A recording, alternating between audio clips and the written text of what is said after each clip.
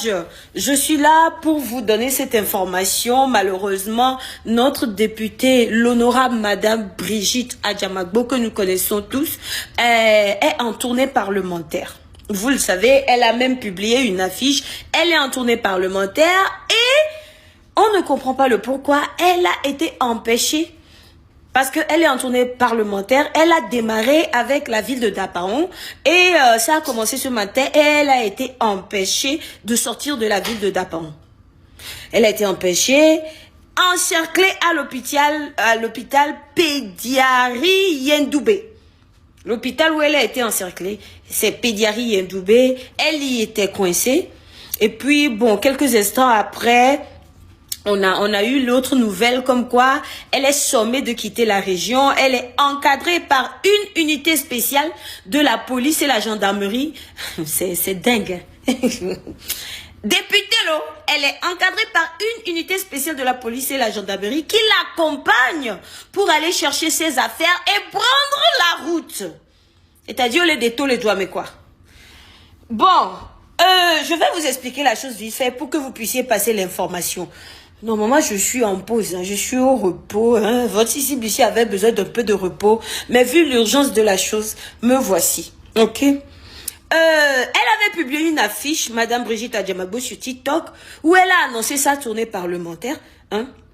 Elle a dit Dapaon, le 20-21 mars 2026, elle sera à Dapaon. Et Kara, le 23 et le 24 mars 2026. La députée Kafui Adjamagbo Johnson vient à votre rencontre, hein, Dapaon et Kara, pour vous rendre compte de son action à l'Assemblée nationale. Hein, excusez-moi si je hausse le ton, pour que vous compreniez bien la chose. À l'occasion, elle effectuera des visites de contrôle de l'action du gouvernement. Et elle a écrit, on siège pour vous. Est-ce que vous avez compris?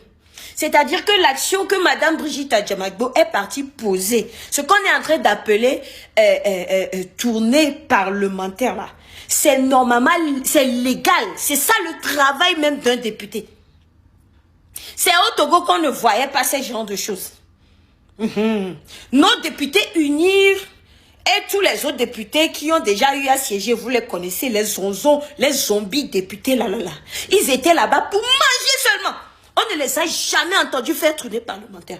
Madame Adjamagbo s'est levée pour maintenant, parce que l'autre fois, je me souviens, elle était en interview à Président, je lui ai posé la question, et je lui ai dit, mais pourquoi vous siégez toujours? Vous êtes tout seul face à toute cette horde de je ne sais qui, quoi là, qui sont là juste pour leur vendre. Elle dit qu'elle est partie là-bas pour leur montrer c'est quoi le rôle d'un député. Et c'est ça qu'elle a commencé à faire. Est-ce que vous entendez, des fois, ils parlent de rentrée parlementaire.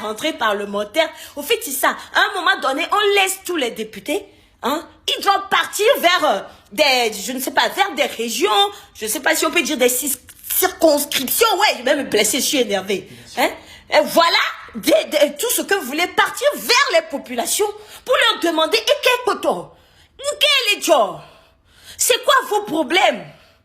Donc, c'est ce que Madame Brigitte Adjamagbo est partie faire. C'est légal, c'est son boulot. C'est pour ça qu'elle est là-bas en tant que députée. Elle arrive à Dapaon, on l'encercle avec une unité spéciale de la gendarmerie, comme un voleur. Un député qui vient faire son boulot comme un voleur. Et puis, on l'escorte, c'est-à-dire on la renvoie de la ville. De Dapaon. La population de Dapaon, c'est ce qui se passe là-bas actuellement. Maintenant, on la renvoie là. Elle dit que normalement, elle devait atterrir à Kara. Est-ce qu'on va la laisser à Kara? Elles vont la renvoyer vers l'Omewa. C'est-à-dire, au Togo là, les députés ne peuvent même pas faire leur boulot dans la 5e République devant Yassine qui dit qu'il est PCM.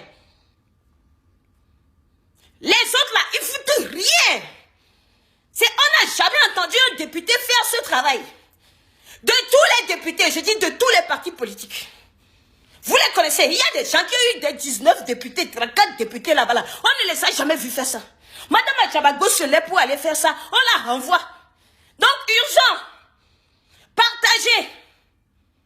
Moi, j'étais au repos. Je voulais me reposer un peu afin de tout ce que vous savez là. Je voulais dormir un peu. Voilà encore qui arrive. N'a-t-on partagé? Donc, 5e République de Fonya Singbela.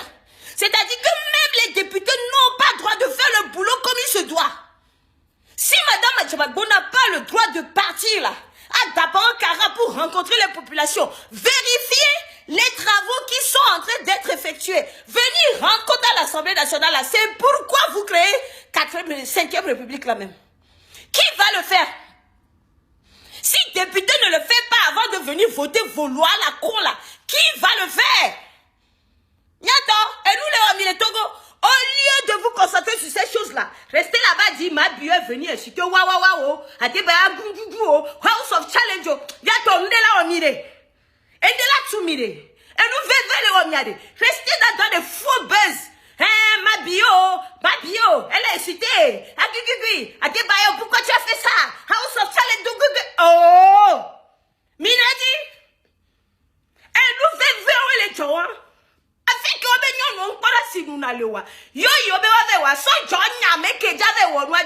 vous êtes là que House of Challenge, Bovan, le Togo, Mabio, Nyawa.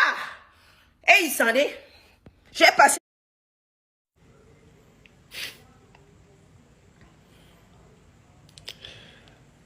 J'ai eu un jour une discussion avec mon fils. Je lui disais, tu sais, tout ce que je fais, c'est pour vous, je le fais. Je me bats pour vous. Et à l'époque, il m'a posé la question de savoir, papa, tu te bats pour nous, mais contre qui tu te bats? Et si la personne te tape? Ça m'a fait rire. J'ai dit, mais non, je ne me bats pas contre un individu. Je me bats contre un état de fait. Je pense que nous sommes nombreux à être engagés dans cette lutte parce que nous avons estimé à un moment donné que la liberté d'expression n'était plus garantie. Que les citoyens, quand ils s'exprimaient, ils avaient en face de peut-être un rouleau compresseur qui les écrasait. Nous nous sommes engagés parce que nous avons estimé à un moment donné que dire ce que nous avons sur le cœur n'était plus quelque chose d'aisé et que cela n'était pas normal. Donc nous luttons pour la démocratie, pour la liberté d'expression. Cependant, ce qu'on remarque, c'est que nous-mêmes, les personnes qui sommes engagées pour faire établir la liberté d'expression dans notre pays, nous faisons preuve d'une grande intolérance. Pire, nous nous comportons comme les personnes que nous disons combattre. Quand une personne s'exprime et dit quelque chose qui n'est pas en adéquation avec ce que nous voulons entendre, ou avec peut-être les principes que nous élevons, plutôt que de continuer par dire ce que nous avons à dire, nous nous permettons de passer le temps à attaquer la personne sur ses opinions, pour ce qu'elle a dit. N'est-elle pas libre de dire ou de penser ce qu'elle veut? Nous la combattons, nous voulons la détruire. Je pense que le principe de la vérité aurait voulu que si nous sommes sûrs de ce que nous disons, si nous sommes sûrs des propos ou des idéologies que nous véhiculons, peu importe ce que les gens disent à côté, nous devons continuer par véhiculer et dire ce que nous avons à dire, nous concentrer que sur les vérités que nous avons à dire pour éveiller les consciences.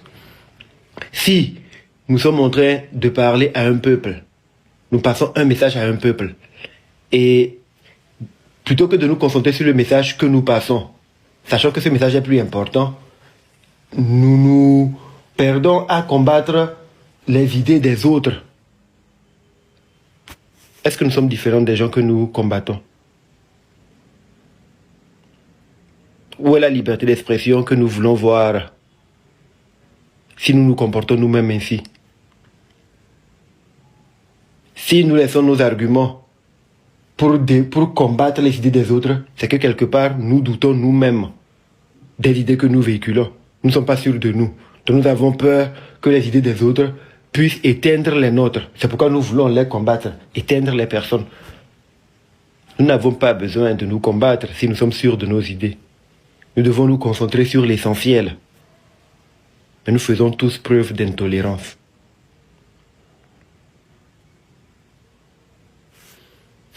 Ils sont en train de faire de petits réaménagements. Bientôt, je vais pouvoir reprendre les lives et on se reparlera. Il n'y a pas le feu que de la lumière dans l'ombre. Intolérance. Intolérance. C'est ça qui conduit le monde dans le désastre où nous sommes aujourd'hui. Moi, je crois en Dieu. Je l'appelle Essa. Quelqu'un d'autre croit en Dieu. Il l'appelle Mao. Plutôt que chacun croit en son Dieu, les gens passent le temps à vouloir se combattre au nom de leur Dieu. Et regardez le chaos dans lequel nous sommes aujourd'hui dans le monde, au Moyen-Orient. La guerre entre les Arabes et les chrétiens, en vérité c'est ça. La liberté d'expression. Elle n'est respectée par personne en fait.